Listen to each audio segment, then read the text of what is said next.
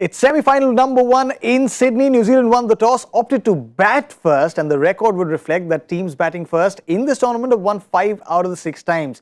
But at the end of their 20 overs on the board, they have 152 for 4. They were 59, I think, at the end of the 10 overs. Daryl Mitchell was brilliant with his half-century. Kane Williamson really hung in there, grinded out in the middle overs. But the bowlers for Pakistan, Shaheen Afridi, Mohammad Nawaz, all of them were on the money. This is Cricbuzz Live. My name is Tanay Tiwari. With me, Zaheer Khan, Ajay Jadeja. Gentlemen, welcome. And Zach, at the toss, if they had entered into some sort of an agreement that, all right, New Zealand won't bat, but we'll give you 153 to chase, which side would be happier? You have to say Pakistan. Looking at the format, you don't know how the wicket is going to play. All those factors, if you consider beginning of the game, 152 to chase. It's gettable. You know that you have to bat well even if the conditions are tough, which we've seen. Yeah. The spin was always in the game, I felt. Maybe Babar missed a trick there by not using more overs of spin. But other than that, I think New Zealand absorbed the pressure well. Pakistan really got off to a very good start. First 3-4 overs, we were talking about these sort of games, how important, and Shaheen Afridi started brilliantly. Giving them that big breakthrough, and all in all, I think the fielding effort of Pakistan was very good. Yeah. But when you look at New Zealand batting as well, Kane Williamson absorbed that pressure very well. Daryl Mitchell was the aggressor in that partnership, and they ran twos very well. So I think what we saw was really good cricket all around from both the teams. See, 10-15 runs here, their margin is always going to be there. You can always, if you're in New Zealand camp, you can say, oh, we could have got 15-20 runs more. And if you're in Pakistan's camp right now, in spite of doing so well, you will say 10 or 15 runs they could have saved for sure. Yeah. So that's the way a game has gone. So I think it was a very evenly fought first innings so far. Yeah, it was, with all those ebbs and flows. But the one thing that you said, Zach, Shaheen Afridi was brilliant. And AJ, we were talking about this in the pre-show as well, that if they have to start well, Shaheen Afridi really has to get them those wickets. And 2 wickets, Finn Allen first, and then a very set Kane Williamson. Yeah, I think the first one, was impressive because, he didn't start off the tournament well with that ball. So I wasn't expecting him to, bowl there, that length. And not once, but twice. I mean, once was an inner edge, it came back. So he kept them there, and then he brought the game back into the hands when they got Kane Williamson. But the 4 balls after that were really disappointing. I mean, somebody who's struggling, Nisham, like he said, it's about 10-15 runs plus minus. 4 balls left in his spell. Nisham, who struggled throughout the tournament, comes in, gets a couple of full tosses, and he gets to 6 off 3 balls without doing anything.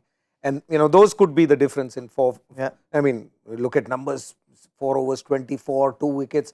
Looks brilliant. Yeah. But for me, that was the most important period of that game, where he probably let Pakistan down. And with him, how can you not use your spinners in a game like this where the conditions are, so Babar's lost a trick. So I think Pakistan has lost a trick somewhere, not once, but twice, thrice in this game, but they're still in the game.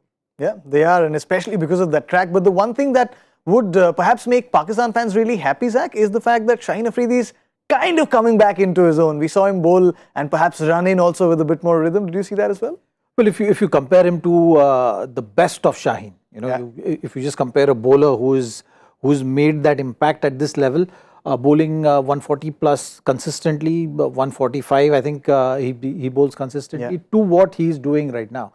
I think as the tournament has moved along, what he has figured is that I'm right now not bowling at 142, 144. What can I do right now at this pace? How can I get the similar kind of impact? And that's what he's done brilliantly. Yeah. If you see the length which he's bowled today, he was focusing on bowling those in swinger because Finn Allen, that's his weakness. Yeah. He's a tall guy. His head position goes way outside off stump. So you are going to miss those deliveries. But Shaheen Afridi at his peak will be really looking to bowl the ball full and get that dismissal.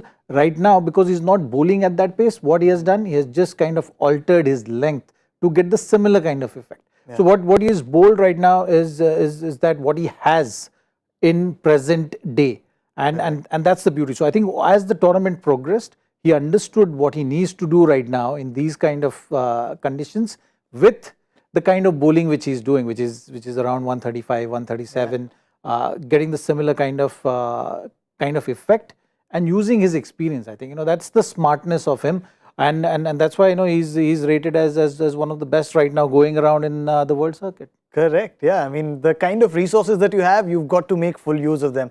And Shaheen did that. But New Zealand did that as well because of the kind of start they had, especially in the power play. And if you look at how the innings progressed as well, AJ, the one thing that stands out there is the Kane Williamson and the Daryl Mitchell partnership, because that has been the main differentiator, especially in those middle overs, 11 to 15. We were just off Combox and we saw Daryl Mitchell really going after them. Yeah, I think Daryl Mitchell really saved their day, and with Kane Williamson. When you look at that, I mean, the trouble was right at the top. I mean, they'd lost Allen, which we thought, at least I thought, was probably going to make a big difference.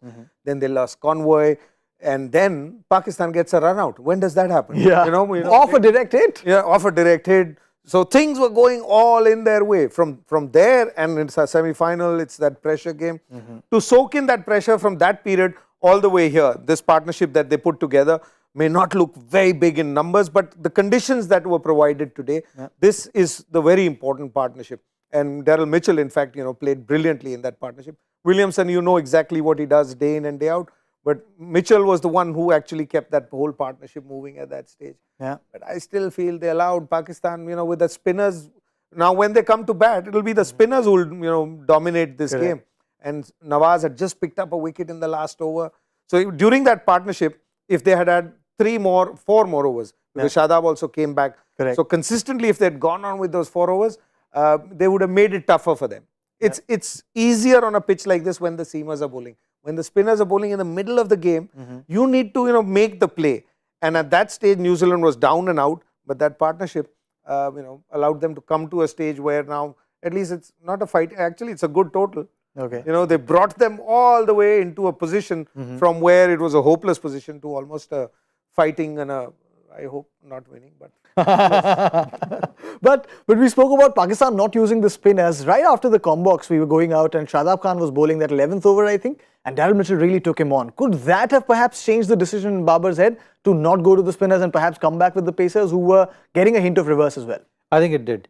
The fact that Daryl Mitchell was looking to use his feet and played some good shots, got that 1 over of Shadab for I think 10 plus 12 or 14 runs. I'm not sure, but that did play a part in captain then feeling that Nawaz is going to go for runs, or Daryl Mitchell might take advantage of the spinner if he bowls a spinner at that stage.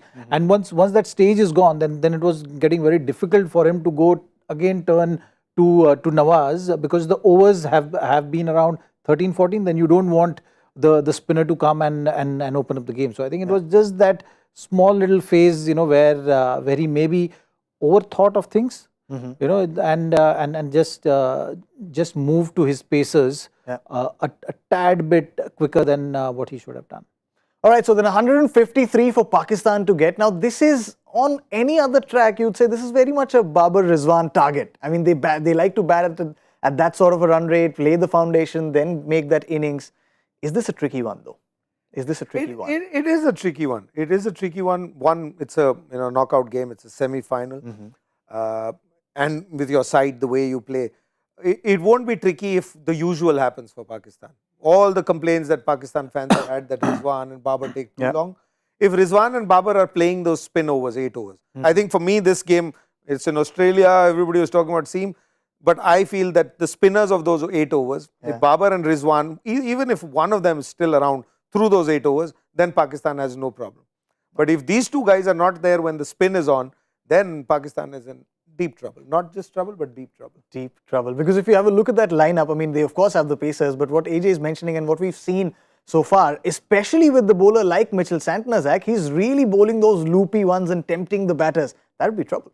Well, I think what advantage Pakistan has right now, going in this break, you know exactly how the wicket is playing. So as a batting group, you can just have your options cut out. You can have a kind of regroup session and say that, okay, this is how you want to approach this chase.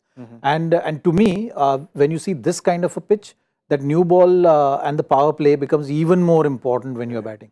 So if you get those added runs there, so New Zealand got how many? 35? 38.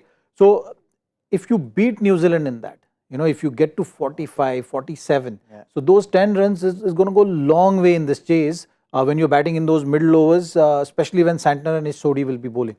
So I think that's the approach Pakistan should have.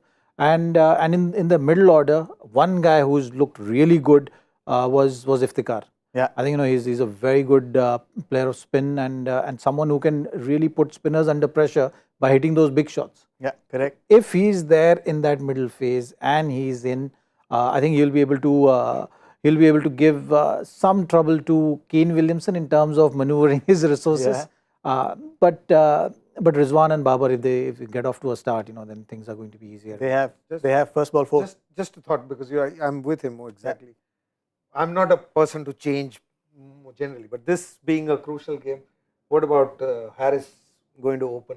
He hasn't opened actually. Huh? It's Rizwan He's been and batting Babar it, yeah. They've come out to. Yeah. I think they will stick to that. No, I'm also one of those who believes you got to stick to some. But there are times that you make a call, and if you're going to make a call, because pressure is only going to mount. Correct. There's nothing a player will be able to do once you get past that 8th, 9th over. Then the scoreboard will run. So the last chance you have to make a move was that, but it's too late. Yeah, Babar's hit a first ball 4 off Trent ball. So Rizwan, sorry. Anyway. Rizwan is it? Yeah, Rizwan is it a 4. Let's go. Quite like the New Zealand innings started. So then, quickly, power play predictions. You pick. You're the defending champion. You've got to pick. See, that's why I'm allowing you to pick. Okay, all right, Zach. I'll go 47. I think Pakistan would look to encash this new ball. 47 is the magic number for Pakistan. For you, AJ? Oh, me? Yeah. 42, I'm happy with. I'll say 45. I'll just slot myself right there in between, but that's all the time we have. I was just looking for that gap. Where is the team spirit gone? This is the team spirit only, sir. One of us will get it. No? Okay. Yeah, one of us will get it. No, we've also got to win, right? That's all on Cricbuzz Live right now. Big thanks to Ajay Jadeja. Big thanks to Zaheer Khan. Big thanks to all of you as well. We'll, of course, come back at the 10th over mark with Cricbuzz Combox. See you soon.